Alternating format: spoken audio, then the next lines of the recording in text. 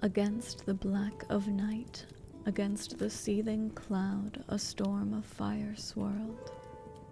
At its approach, the dark cloud retreated as though frightened to burn, only to redouble an attack from the opposite direction. Endlessly this dance continued.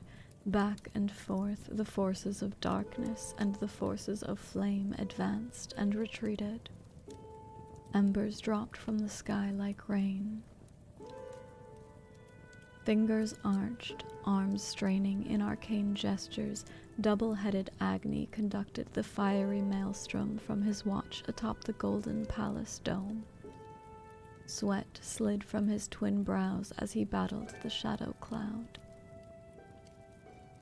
Upon this did Susano lay eyes when arriving in Aryavarta.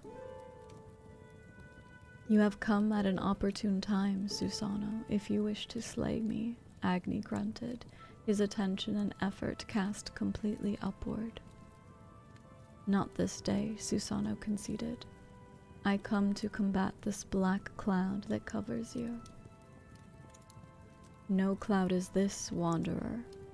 Fire flared at Agni's command, and a lone silhouette tumbled from above. A tiny corpse, blackened and charred beyond recognition, evident only that the beast had wings. A bird or bat, perhaps.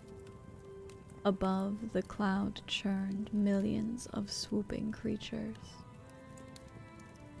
"This is a god's power sent to curse us all," Agni declared. "If you would truly aid us, seek the Weaver. She will know from whom this comes." Ravaged by the ongoing war, the kingdom of the sun billowed black smoke from 1,000 wounds, but the sky above remained otherwise clear. Susano, for once, arrived before the darkness. Collapsed were the city gates. Crushed were the market stalls. From high windows the people spied Susano with faces of suspicion and fear. A hot breeze blew against the back of his neck. Susano spun, blade ringing as it came free. Before him stood Neith, weaver of fate. Lithe of frame, bright of smile, but eyes sad as a funeral. Eyes that peered through skin to expose the soul beneath. "I heard you were looking for me." Her bow gripped in one hand, strung with threads of fate, but not drawn.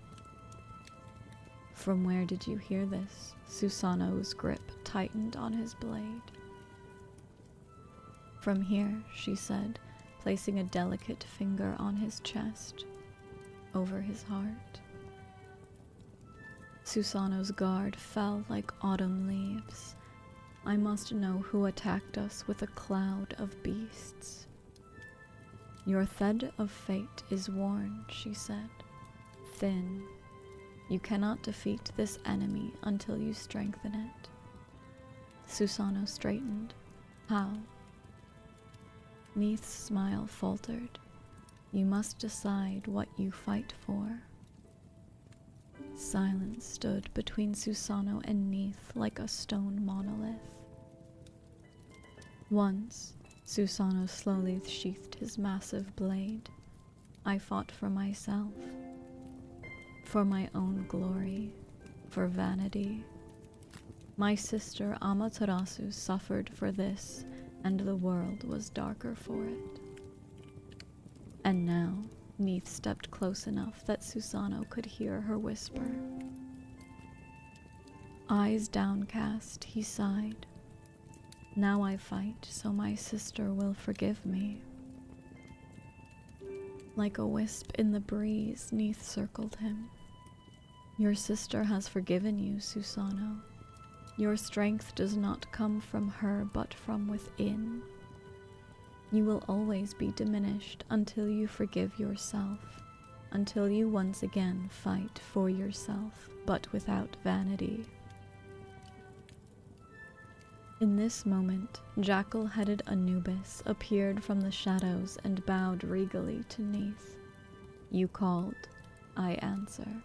What do you require? Susano hunts a god that wields powers of the underworld, power over death, though I cannot tell whom. You are a god of the underworld. Aid him and stop this threat.